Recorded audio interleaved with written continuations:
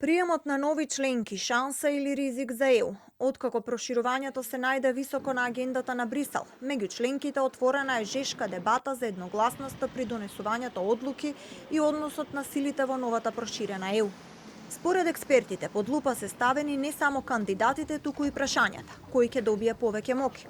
Кој ќе изгуби? Како ќе се пресметуваат гласовите и дали малите земји ќе имаат глас што се слуша?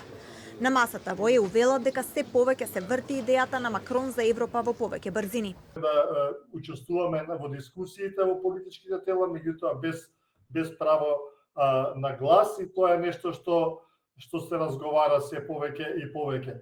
И втората опција е секако да се намали делот на можностите каде што Европската унија носи одлуки во основа на консензус, и тоа се сведе на квалификувано мнозинство.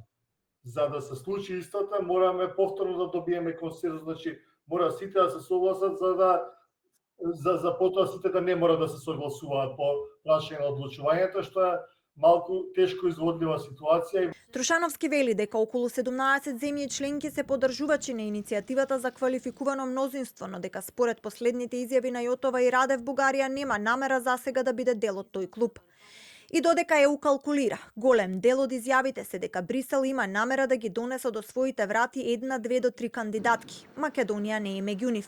Дали земјата Тивко е преместена во втората лига заедно со Косово и Босна и Херцеговина? Каде сме ние во оваа приказна, секако дека за сега не сме помеѓу овие 1, 2, 3 земји, иако можеме многу брзо да станеме, бидејќи и Албанија, особено Албанија, се многу поназад во делот на реформите од нас. Меѓутоа, секако дека со отварањето на поглавја и преговарање многу брзо ќе не стигнат и оваа предност што имаме сега, ќе ја изгубиме. Трушановски порачува дека е потребна поактивна дипломатска активност, лобирање за деблокада на евроинтегративниот процес.